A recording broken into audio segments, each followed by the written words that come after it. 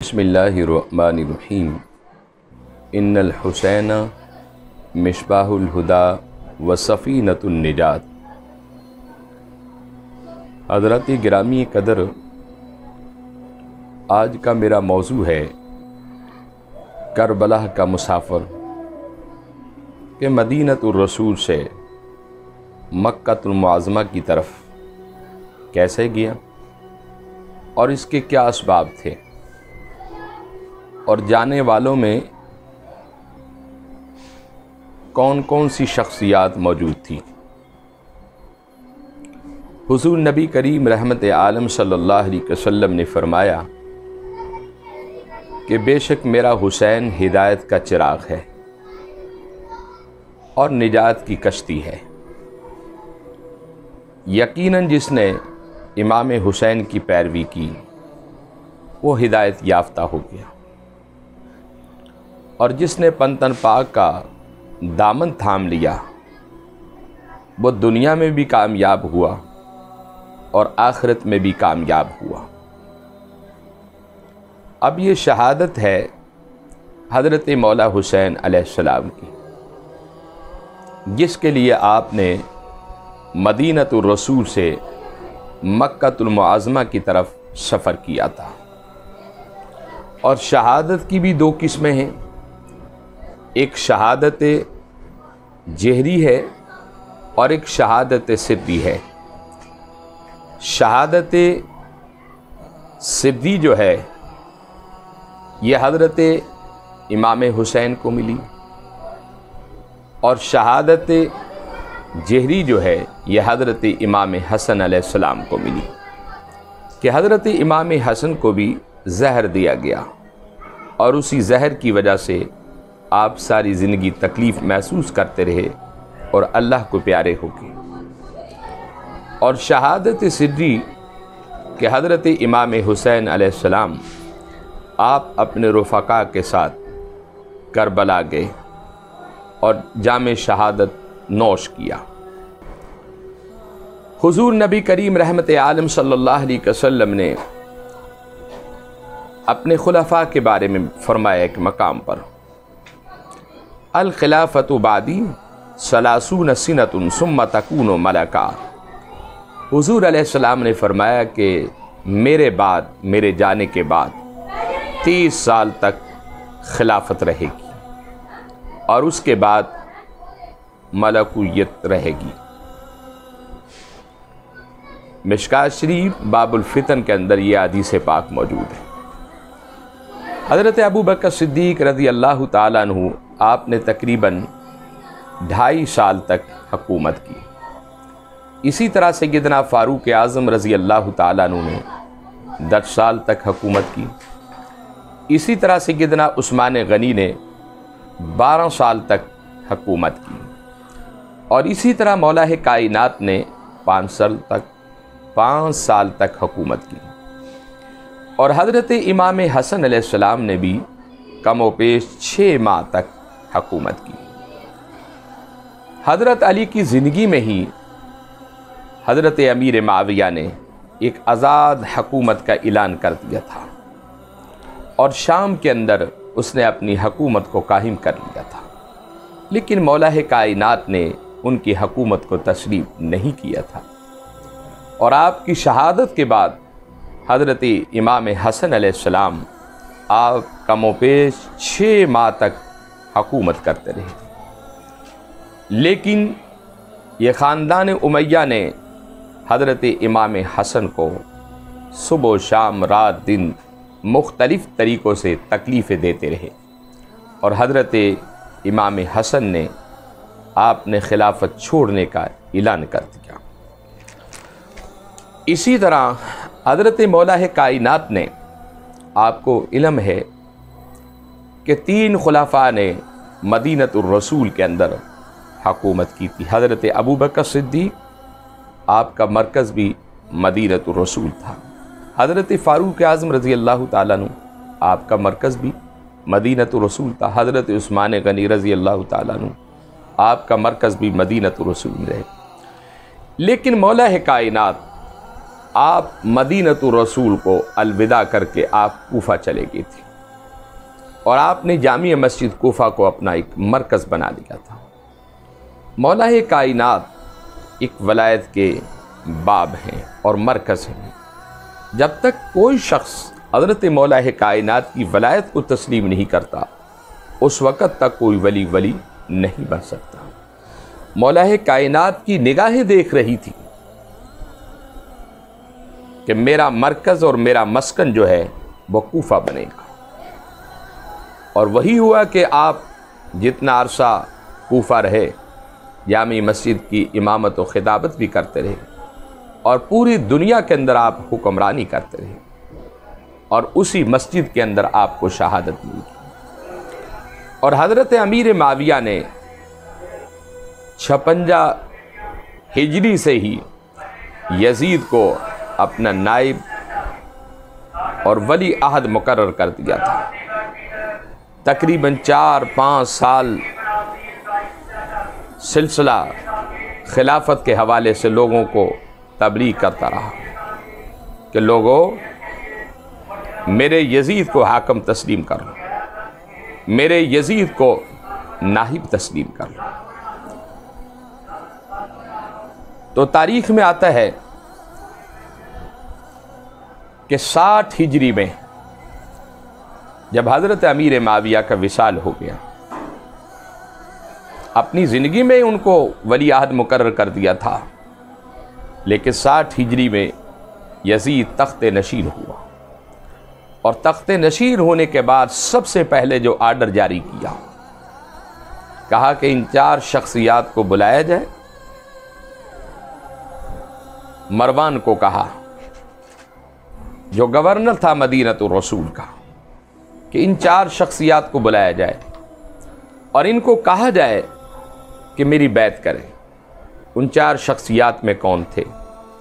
हज़रत सैयदना अब्दुर्रहमान बिन अबू बकर सिद्दीक़ रज़ी अल्लाह ताला, और दूसरी शख्सियत हज़रत अब्दुल्ला बिन उमर रज़ी अल्लाह ताला अन्हुमा, हज़रत फ़ारूक आज़म के बेटे, और तीसरी शख्सियत हज़रत अब्दुल्ला बिन ज़ुबैर, हज़रत ज़ुबैर के बेटे, और चौथी शख्सियत हज़रत इमाम हुसैन बिन अली अलैहिस्सलाम।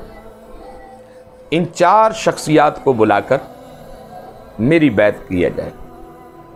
अगर ये 4 शख्सियात मेरी बैत कर लेते हैं तो पूरी कौम मेरी बैत करेगी, और अगर ये 4 इनकार कर देते हैं तो कौम मेरी बैत का इनकार कर देगी। जब हज़रत इमाम अली मकाम की खिदमत में सफ़ीर गया कि ये यजीद का परवाना है, तो आप उनकी बैत करें, तो हज़रत इमाम हुसैन, जिसकी रगों में खून हैदरी था, आपने क्या जवाब दिया? कहा कि आने वाले तेरा एहतराम है, लेकिन ये गर्दन कट सकती है, बातिल के सामने झुक नहीं सकती। और कहा कि क्या मैं ऐसे फासिक और फाजिर की बैत करूं कि जिसने हलाल को हराम कर दिया, मस्जिद नबवी के अंदर अजानों को बंद करा दिया, शराब और जुए और जिना को आम कर दिया। मैं दुनिया के अंदर अपने नाने की शरीयत की पासबानी करने आया हूं, मैं ऐसे जानी की हरगिज़ बैत नहीं कर सकता। यही जुमले बाकी असहाब ने भी दोहराए, क्योंकि बाकी असहाब हज़रत सैयदना इमाम हुसैन को अपना अमीर तस्लीम कर चुके थे। तो मेरे भाइयों, हज़रत इमाम हुसैन ने यजीद को खुलकर जवाब दे दिया था। और आज भी तारीख़ के अंदर अगर आप किसी की बैत करना चाहते हैं, किसी नेक सालिया मुत्तकी परहेज़गार की बैत करें। बैत का माना होता है बै हो जाना, बिक जाना। और फिर बंदा जब किसी के हाथों में बिक जाता है तो फिर बिकने का एक मूल्य होता है। जैसे हज़रत सैयदना बिलाल हबशी बिके थे हुजूर के हाथों में आकर, और फिर हुजूर ने फिर कैसी कीमत लगाई कि सारी दुनिया जन्नत की तलबगार है, और जन्नत हज़रत बिलाल हबशी की तलबगार थी। और फिर ऐसे बिको जैसे हज़रत सैयदना वैसे करनी बिके थे। तो तारीख़ के अंदर बैत जो है इस्लाम में इसका वजूद मौजूद है। बाज़ लोग कहते हैं बैत ना करो, बैत कहाँ है? कुरान करीम में आता है कि जब सुलह हुदैबिया के मौके पर नबी मुअज़्ज़म रहमत आलम सल्लल्लाहु अलैहि वसल्लम ने हज़रत उस्मान गनी को अपना सफ़ीर बनाकर भेजा था, अफवाह ये फैल की थी कि उनको शहीद कर दिया गया। तो आका अलैहिस्सलाम ने 1400-500 असहाब की बैत ली और फिर उस बैत का जिक्र अल्लाह ने कुरान में किया, इन्नल्लज़ीना युबायिऊनका इन्नमा युबायिऊनल्लाह, महबूब आपकी बैत मेरी बैत। और फिर खालिक ने क्या कहा कुरान में, लक़द रज़ियल्लाहु अनिल मुअमिनीना इज़ युबायिऊनका तहत शजरा, को ताकीक अल्लाह राज़ी हो गया उन पर जो उस शजरा के नीचे बैठकर मुस्तफ़ा के हाथों पर बैत कर रहे थे। तो असहाब को रज़ाए इलाही का सर्टिफिकेट अल्लाह ने दिया है। अगर कोई शख्स असहाबे रसूल से दुश्मनी रखता है, वो खुदा से दुश्मनी रखता है, वो मुस्तफ़ा से दुश्मनी रखता है। अल्लाह के रसूल सल्लल्लाहु अलैहि वसल्लम के जो असहाब हैं उनका एहतराम किया करो। आका अलैहिस्सलाम के शहज़ादे तैयार हो गए, आपने बैत से इनकार कर दिया और उनको साफ लफ्ज़ों में कह दिया कि यह सर कट सकता है लेकिन बातिल के सामने झुक नहीं सकता। तो हज़रत मौला हुसैन ने इरादा कर दिया कि ये लोग मुझे मदीनतुर रसूल में टिकने नहीं देंगे, ऐसा ना हो कि मेरे नाने का शहर है ये खून आलूदा हो जाए। आपने हिजरत का इरादा कर लिया कि मैं सब कुछ बर्दाश्त कर सकता हूँ लेकिन अपने नाने के शहर मदीनतुर रसूल की बेहुरमती बर्दाश्त नहीं कर सकता। हिजरत की ये हिकमत थी, आपने इसलिए मदीनतुर रसूल को छोड़ा था और मक्का शरीफ की तरफ चले गए। हज़रत इमाम अली मुकाम अपनी हमशीरा सैयदा ज़ैनब को तैयार की, घर वालों को तैयार की। सबसे पहले अपनी माँ सैयदा फ़ातिमा ज़हरा की बारगाह में हासिल हुए और माँ से इजाज़त चाहिए कि माँ मेरे बाबा का वतन है, आपका वतन है, आपका शहर है, लेकिन ये कौम मुझे टिकने नहीं देगी। अपने भाई के मिज़ार अक़दस पर गए, फिर नाना की तुरबत पर गए और फिर नाना को जब आखिरी सलाम किया होगा उस शहजादे के दिल पर क्या गुजर रही होगी कि जिनका ये अवतन था, जिनका ये आबाई शहर था, आज वो बेवतन हो रहे।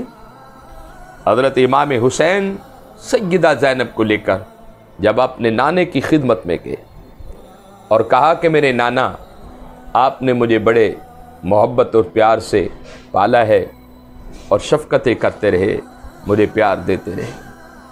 और एक मर्तबा हज़रत सैयदना इमाम हुसैन को आका अलैहिस्सलाम ने अपने कंधों पर बिठाया और मदीना पाक की गलियों में सैर कराने लगे। तो सामने से एक सहाबी हज़रत सैयदना फ़ारूक आज़म तशरीफ़ ला रहे थे। उन्होंने कहा कि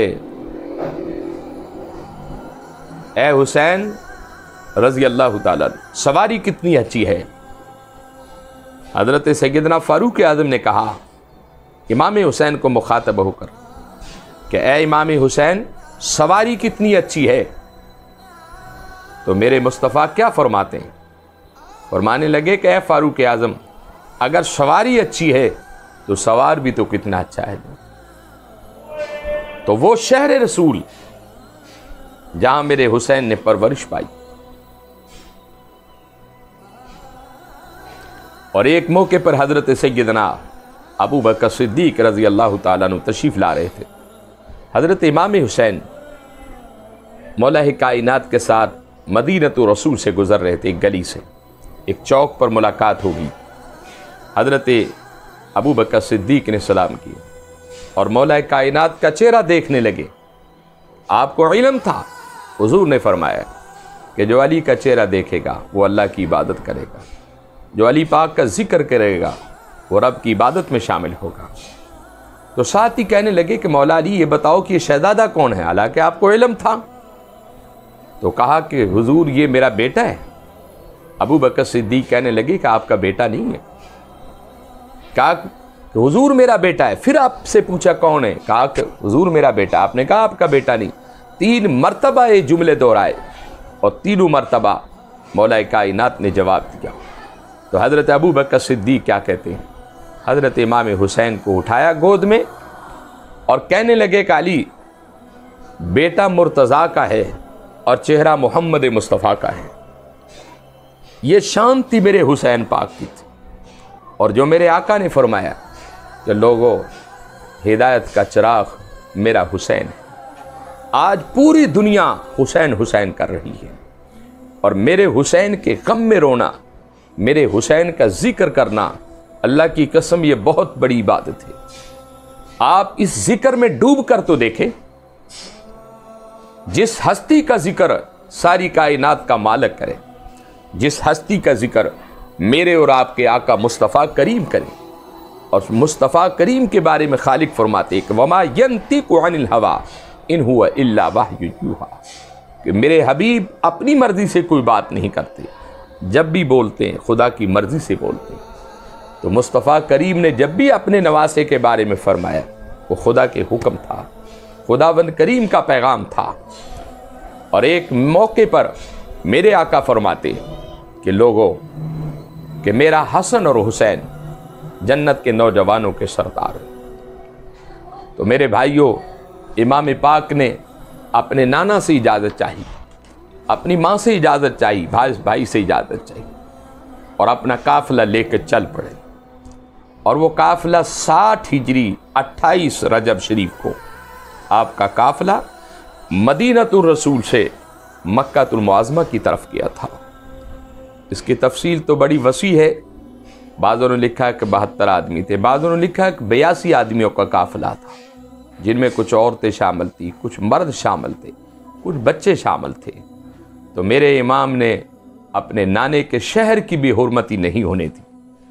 उस शहर की बेहुरमती से बचने के लिए आपने अपने मदीनतुर रसूल को छोड़कर मक्कातुल मुअज़्ज़मा चले गए थे। तो आज मेरे भाइयों, जो लोग ये कहते हैं ये 2 शहदादों की जंग है, वो गलत कहते हैं। शहदादा दुनिया के अंदर एक ही है जिसका नाम इमाम हुसैन है और दूसरा शहजादा इमाम हसन है। तो अल्लाह रब्बुल इज़्ज़त की बारगाह में दुआ है कि मौला मेरी और आपकी हाज़िरी कबूल फरमाए। व आखिरु दावाना अनिल हम्दुलिल्लाहि रब्बिल आलमीन।